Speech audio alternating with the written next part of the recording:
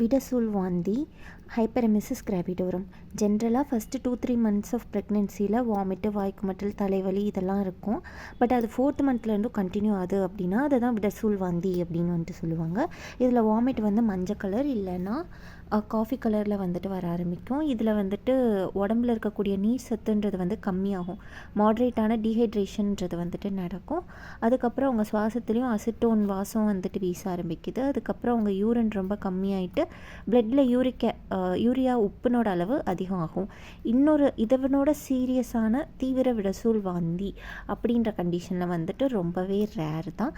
இதில் வந்துட்டு கண்ணெல்லாம் குழி விழுந்து அவங்க நாடி சுவாசம் எல்லாம் ரொம்ப ஃபாஸ்ட்டாக பீட் ஆகிட்டு பிளட் ப்ரெஷர் ரொம்ப கம்மியாயிட்டு அவங்களோட சுவாசத்துலேயும் அசிட்டோன் வாசம் வந்துட்டு வீச ஆரம்பிக்குது. சிறுநீர் முன்னாடி இருந்ததை விட ரொம்ப அடர்த்தி அதிகமாக வந்துட்டு ஆக ஆரம்பிக்குது. பிளாஸ்மா புரோட்டீனோட அளவும் வந்து மாறுபடுது. இவங்களுக்கு மஞ்சக்காமால வர்றதுக்கான வாய்ப்பு இருக்குது. இன்னும் தீவிரமான நிலைக்கு போகிறப்ப அவங்க வாந்தி கருமையான நிறம் மாறுறதுக்கும் அவங்களுக்கு மயக்கமான ஒரு நிலையை அடைகிறதுக்கும் வாய்ப்பு இருக்குது. ரேராக மரணம் கூட ஏற்படலாம். இப்போ இது ஏன் வருது அப்படின்னு பார்க்கும்போது ஃபஸ்ட்டு வந்துட்டு ஸ்ட்ரெஸ்ஸு, இன்னொன்று வந்துட்டு நஞ்சுத்தன்மையால் வர்றது அப்படின்ட்டுருக்காங்க. மனக்கவலை, அப்புறம் கோவம், துயரம் இதனாலெல்லாம் இந்த டிசீஸ் வரலாம்.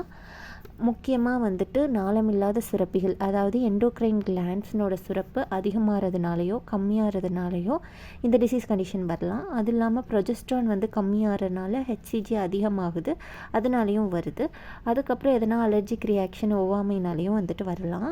இதுக்கு என்ன ட்ரீட்மெண்ட் பண்ணலாம் அப்படின்னா அவங்களுக்கு வந்து தைரியமான சொற்களை சொல்லி அவங்களுக்கு வந்துட்டு தைரியம் தரனால அவங்களுக்கு நல்லா இம்ப்ரூவ்மெண்ட் பண்ணலாம். நல்ல ரெஸ்ட் அவங்களுக்கு கொடுக்கணும். வாய்க்குமட்டலாக இருக்கிறப்போ அவங்களுக்கு எந்த ஒரு ஃபுட்டுமே வந்து வழங்கக்கூடாது. வாய்க்குமட்டல்லாம் அடங்குனதுக்கு அப்புறமா லிக்விடான ஃபுட்டை வந்துட்டு கொடுக்கலாம். அதுக்கப்புறமா வந்து ஆவியில் வேக வச்ச ஃபுட்டாக இருக்கிற இட்லி, இடியாப்பம், கஞ்சி இதெல்லாமே தரலாம். புளிப்பான பழங்கள், மாதுளை, எலுமிச்சை, அதுக்கப்புறம் நன்னாரி இதெல்லாமே அவங்களுக்கு வந்துட்டு கொஞ்சம் கொடுக்கலாம். அதிகமாக ப்ரோட்டீனு, கொழுப்பு, எண்ணெயில் வறுத்த பொருள் இதெல்லாமே தரக்கூடாது.